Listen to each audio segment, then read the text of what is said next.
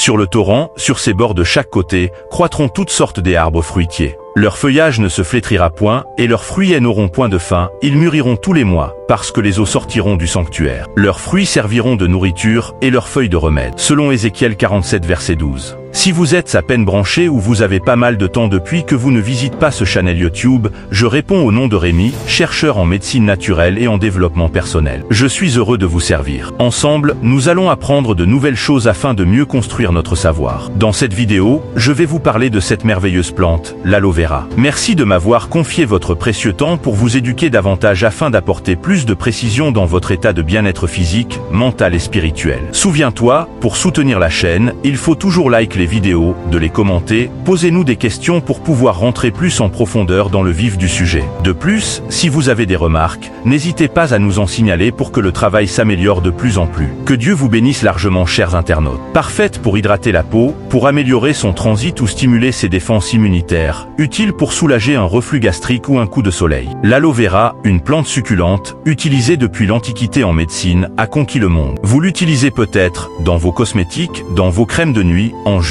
dans des compléments alimentaires et autres. Si beaucoup estiment que ce produit naturel est un atout beauté et santé, l'Organisation mondiale de la santé a émis une alerte sur ce produit potentiellement cancérigène. Alors est-ce une bonne idée d'utiliser ce produit ou non? Nous allons voir cela. Promettez-moi de rester jusqu'à la fin de la vidéo. Vous peut-être demandez c'est quoi l'aloe vera? L'aloe vera est une plante grasse, constituée en majorité d'eau, qu'on trouve surtout sur le pourtour méditerranéen et en Afrique du Nord. Elle est constituée d'une partie extérieure, verte et piquante, d'un latex jaune aux propriétés laxatives et d'un gel blanc à l'intérieur. On le trouve aujourd'hui dans le commerce sous forme de compléments alimentaires en gélules, miel, gel, jus. Mais également en produits bruts à préparer soi-même, on peut en effet acheter des feuilles fraîches dans certaines enseignes. Ce produit riche en protéines et vitamines est présenté comme un atout pour lutter contre le vieillissement des cellules et pour stimuler son immunité. Voici les conditions dans lesquelles l'aloe vera peut-il être dangereux? Il faut faire très attention quand le jus, bu ou avalé, est préparé maison. En effet, l'Organisation mondiale de la santé a classé l'aloe vera comme une substance possiblement cancérigène si elle est consommée sous forme d'extrait de feuilles entières. La raison? La partie externe de la feuille d'aloe vera sécrète un liquide de couleur jaune, appelé latex, riche en dérivés hydroxyantracéniques, des molécules qui ont un effet laxatif très puissant et qui sont à l'origine de multiples effets indésirables, expliquent les autorités sanitaires françaises. Notamment le risque d'endommager l'ADN et d'être cancérigène. Voilà pourquoi la Direction générale de la concurrence, de la consommation et de la répression des fraudes, DGCCRF, et la Direction générale de la santé, DGS, recommandent d'éliminer la partie externe et tout le latex pour ne consommer que le gel situé au centre de la feuille. Par précaution, les autorités de santé conseillent également d'éviter la consommation de feuilles fraîches d'aloe vera, y compris le gel seul, par les enfants, les femmes enceintes et allaitantes et les personnes fragiles. Et il est vrai que le latex contient de l'anthraquinone, qui est laxatif, confirme Alexandra Rethion, diététicienne et nutritionniste à Paris. Comme tout laxatif, ça sursollicite votre système digestif, ce qui peut provoquer une inflammation, un risque de déshydratation, de dénutrition et des études ont dévoilé un lien avec le cancer. En revanche, si vous vous procurez du jus ou du gel dans le commerce, l'élimination minutieuse de tout produit dangereux a déjà été effectuée. Maintenant, pour quels usages l'aloe vera à boire peut-il être intéressant? Pour aider la flore intestinale. L'aloe vera a des vertus anti-inflammatoires intéressantes pour le système digestif, cela peut chouchouter le microbiote et réguler le transit intestinal, insiste Alexandra Rethion. En cas de problème de digestion. En raison de ses propriétés laxatives, si par exemple on a tendance à avoir des ralentissements au niveau digestif, qu'on est constipé, boire du jus d'aloe vera peut être une bonne idée, conseille la diététicienne. Comme ça a un rôle sur l'inflammation, ce jus peut être intéressant également pour calmer un reflux gastro-œsophagien. Il contient des enzymes utiles pour les personnes qui ont des problèmes de digestion, notamment ceux qui digèrent mal le pain par exemple, complète Paul Dupont, ancien chef de clinique de dermatologie, spécialiste de nutrition et auteur de Soigner sa peau au naturel. Pour les diabétiques. Pour le diabète de type 2, certaines études avancent que l'aloe vera aiderait à réguler la glycémie à jeûne. Mais elles sont pour le moment trop peu approfondies et ne détaillent pas sous quelle forme, pour quelle durée, avec quels effets à long terme cette prise d'aloe vera pourrait être efficace dans cette maladie. Pour booster son immunité. L'aloe vera contient des vitamines A, C, E, B1, B2, B6, B9, B12, ainsi que du calcium, chrome, phosphore, cuivre, fer, sélénium, magnésium, manganèse, potassium, sodium et zinc. Voilà pourquoi on le trouve de plus en plus en pharmacie sous la forme de compléments alimentaires. Outre le zinc, qui renforce la fonction immunitaire et toutes ses vitamines, le jus d'aloe vera est un cocktail intéressant à prendre en cette saison hivernale, assure la diététicienne.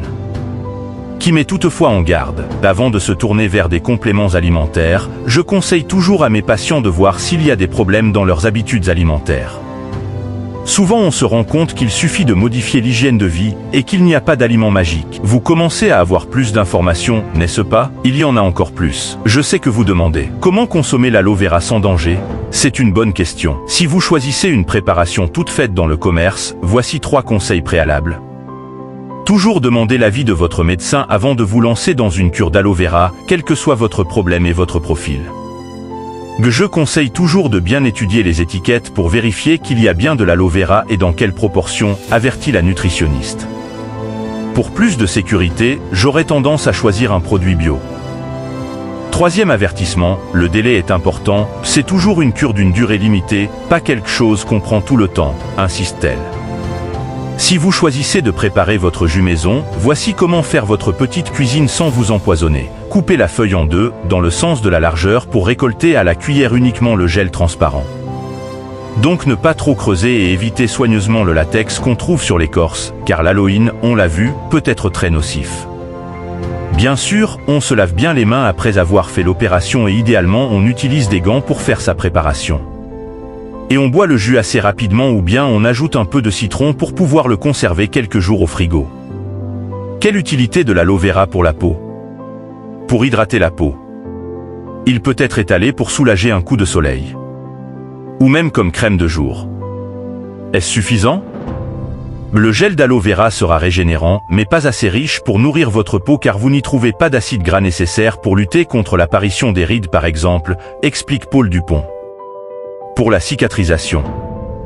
L'aloe vera est utile pour aider la peau à cicatriser et ça soulage les patients atteints d'eczéma, reprend le dermatologue.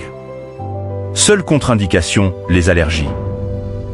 En effet, certaines personnes peuvent mal réagir à ce produit si elles sont allergiques au latex et à la famille des liliacées. Dans ce cas, vous risquez des éruptions de la peau et des rougeurs aux yeux. Pour les cheveux. Ce produit naturel peut également être utilisé comme soin pour vos cheveux. En effet, il hydrate le cheveu, protège le cuir chevelu des agressions extérieures, redonne douceur et brillance aux cheveux ternes. Avec quelles précautions utiliser le gel d'aloe vera? Comme pour le jus d'aloe vera, vérifiez toujours la composition de votre gel avant de l'appliquer sur la peau. Où il faut vraiment faire attention que ça soit vraiment à l'aloe vera et pas un gel reconstitué, met en garde Paul Dupont.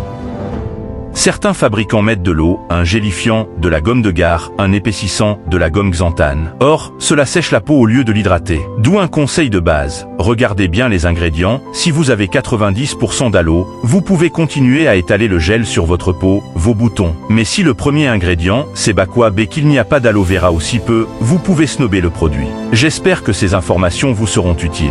Alors, partagez-en pour pouvoir aider plus de gens à soigner leur santé. À ne pas oublier, Nardo Prods continue à vous apporter de plus belles vidéos qui contribuera à votre état de bien-être physique, mental et spirituel.